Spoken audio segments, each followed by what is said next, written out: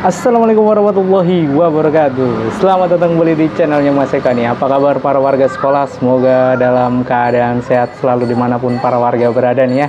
Alhamdulillah ya, di video kali ini Mas Eka masih akan berbagi informasi seputaran tentang KJP, di mana para warga sekolah yang kemarin-kemarin nunggu-nunggu tuh ya, ini udah masuk bulan Desember. Alhamdulillah kemarin sudah ada yang pencairan di tanggal 28 ya, secara bertahap. Namun ada juga beberapa teman-teman atau para warga sekolah yang sampai dengan saat ini menunggu ya, kok belum cair-cair juga ya. Kemarin perasaan nggak dipanggil sama sekolah gitu kan, apakah dibatalkan atau tidak, karena sampai dengan saat ini tidak bisa mengecek di website sekolahnya. Nah, bagaimana kalau yang belum cair nih Mas Eka ya? Oke, di video kali ini kita akan berbagi informasinya. Tapi sebelum itu, untuk para warga sekolah yang mungkin baru menemukan channelnya Mas Eka nih, silahkan subscribe dulu channel ini untuk mendukung channelnya Mas Eka agar bisa berkembang lagi dan bisa memberikan informasi-informasi terupdate kepada para warga sekolah. Dan sebelum kita masuk ke pembahasan, Mas Eka akan ingatkan terlebih dahulu di depan ya, karena agar para warga sekolah senantiasa selalu mengingatnya gitu ya. Apa itu Mas Eka?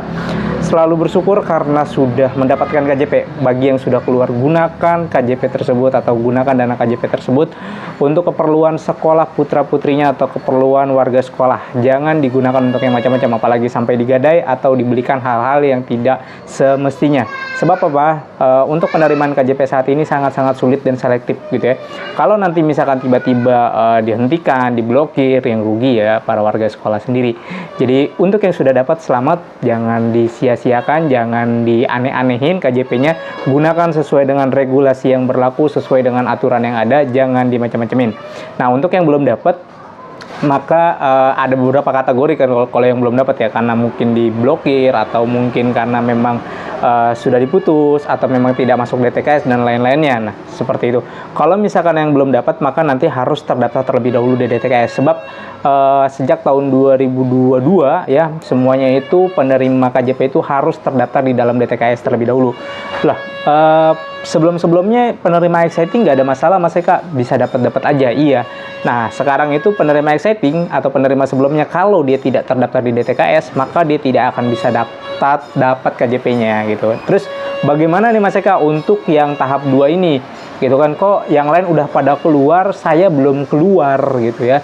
Kok yang lain sudah pada ngambil, saya belum ngambil gitu kan. Dicek masih nol, dicek masih nol. Nah, ini ada dua kemungkinan para warga sekolah ya. Kalau kita belajar dari tahap-tahap sebelumnya atau kasus-kasus sebelumnya gitu yang Mas Eka pernah temuin juga gitu ya.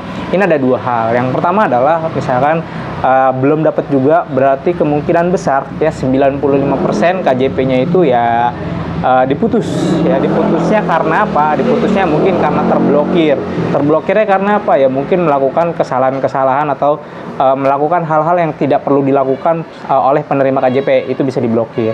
Atau bisa juga diputus karena apa tadi ya, karena tidak diperpanjang lagi karena tadi tidak terdaftar di DTKS. Nah, kalau misalkan tidak terdaftar di DTKS, maka daftar terlebih dahulu DTKS-nya. Kapan daftar DTKS-nya Mas Eka? Daftar DTKS-nya dibuka, Mas Eka dapat informasi katanya di 2024 nanti akan dibuka pendataan DTKS. Tapi sampai dengan saat ini belum final, belum tahu gitu ya kapan pastinya. Mudah-mudahan segera dapat dibuka, sehingga nanti para warga sekolah yang memang benar-benar membutuhkan bisa daftar melalui DTKS, kemudian bisa mendapat bantuan operasional sekolah, yaitu bantuan subsidi operasional sekolah yang dari KJP gitu ya. Nah, kalau yang DTKS bermasalah seperti itu ya, berarti udah ya, udah selesai gitu, tinggal daftar DTKS-nya. Atau yang diputus ya udah, berarti kalau misalkan diputus itu agak sulit untuk bisa masuk lagi. Nah, ini dia merasa tidak diputus gitu kan, tidak diputus dalam artian kemarin tidak dipanggil tuh sama sekolah karena pembatalan gitu kan. Karena kan ada beberapa sekolah yang sudah memanggil ya, yang kasusnya dibatalkan gitu ya, dibatalkan karena tidak masuk lagi DTKS dan segala macamnya. Itu tiap sekolah hampir rata-rata pasti ada, nggak mungkin nggak ada, pasti ada. Di tempat Mas Eka pun ada gitu ya, dipanggil semua, diberi konfirmasi bahwa ini sudah tidak dapat lagi KJP-nya gitu ya.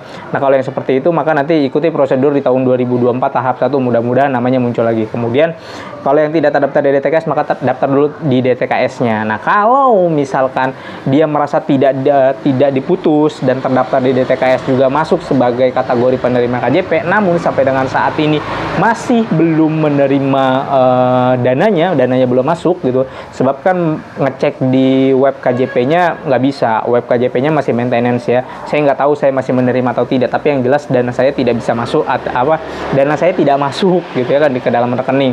Ini antara dibatalkan ataupun terblokir gitu kan. Mudah-mudahan tidak dua-duanya. Nah, kalau tidak dua-duanya ya, tidak terblokir ataupun tidak dibatalkan, maka nanti tunggu 3 atau 4 minggu ke depan. Kalau memang sampai dengan akhir Desember nanti tidak masuk juga gitu kan, maka para warga sekolah minta surat pengantar dari sekolahnya. Untuk apa Mas Eka? Pertama, nanti kalau misalkan webnya sudah dibuka nih ya, webnya terbuka gitu ya, bisa ngecek nih secara pribadi, ditetapkan di tahap 2 tahun 2002, di situ tertulis ya, ditetapkan tahap 2 tahun 2022, maka itu di print, kemudian minta surat pengantar dari sekolah, ya, kemudian nanti bawa ke Rawabunga, ke P4OP ya, untuk nanti akan diberi penjelasan lebih lanjut oleh teman-teman yang berada di P4OP, karena kemungkinan kalau kita belajar dari kasus-kasus sebelumnya adalah ada mungkin perbedaan nama walinya, yang QQ-nya ya, misalkan kemarin itu QQ-nya nama bapaknya gitu kan, tiba-tiba begitu ngisi verifikasi formulir kemarin diganti nama ibunya, sementara data yang ada di bank itu masih nama bapaknya gitu kan, yang diajuin nama ibunya. Nah, ini perlu konfirmasi kan.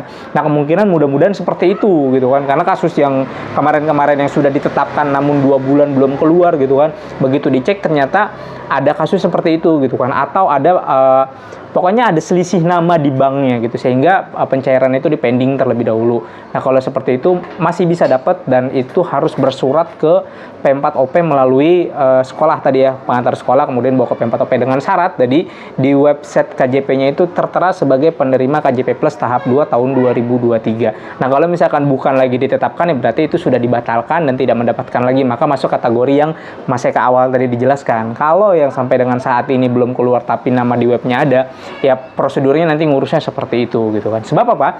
Sebab di tahap 2 tahun 2023 ini ya ada ada penurunan secara drastis. Seperti yang Mas Eka sudah sampaikan di beberapa konten sebelumnya itu ya, prediksinya gitu kan, bahwa kemungkinan nanti ada sekitaran 98 ribuan orang yang tahap ini ya, yang tidak mendapatkan lagi gitu. Karena dari 674 ribu sekian hanya tinggal sisa 579-an kalau tidak salah ya. Itu kurang lebih ada ya 98 ribuan orang warga sekolah yang sudah tidak lagi mendapatkan KJP di tahap 2 tahun 2023 ini. Bagaimana kalau mau dapat lagi Mas Eka? Ya, kalau mau dapat lagi nanti tunggu di tahap 1 tahun 2024. Itu kapan Mas Eka? Kalau prediksinya ya kemungkinan besar biasanya nih kalau KJP di bulan Februari ataupun bulan Maret untuk yang tahap 1 tahun 2024-nya nanti gitu ya.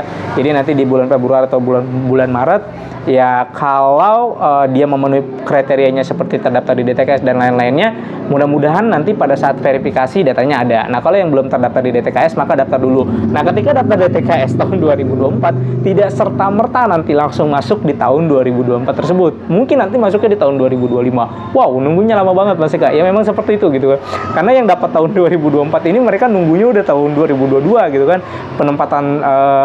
Penetapan DTKS tahun 2022 Februari ya, mereka baru pada dapat tahap 2 tahun 2023 atau tahap 1 tahun 2023. Jadi nunggunya memang cukup lama, apalagi di 2023 ini DTKS-nya tidak dibuka gitu kan, hanya memverifikasi DTKS yang aktif dan pasif saja oleh teman-teman dari DTKS gitu ya. Sementara data yang diambil ini biasanya data yang menggunakan DTKS yang sebelum-sebelumnya gitu ya. Nah, sehingga para warga sekolah yang mau dapetin KJP-nya ya syarat utamanya atau pintu utamanya harus masuk ke dalam DTKS terlebih dahulu. Jadi seperti itu para warga sekolah. Mas Eka resum sedikit ya.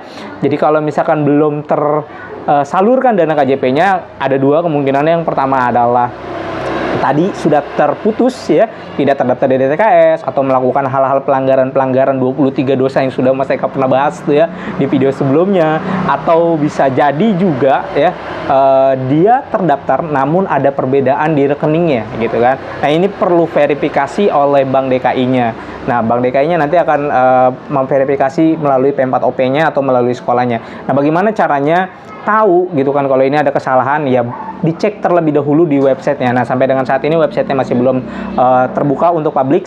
Jadi nanti kalau misalkan udah terbuka untuk publik gitu ya, untuk mengecek tuh ya status penerima KJP-nya. Kalau di situ ditetapkan sebagai penerima KJP Plus tahap 2 tahun 2023 itu di print. Kalau memang merasa belum keluar ya itu di print, kemudian minta surat pengantar dari sekolah, kemudian bawa ke P4OP, nanti P4OP akan meneruskan ke Bank DKI yang ada di P4OP. Nah, nanti di sana akan dijelaskan. Mungkin ada perbedaan nama dan segala macamnya.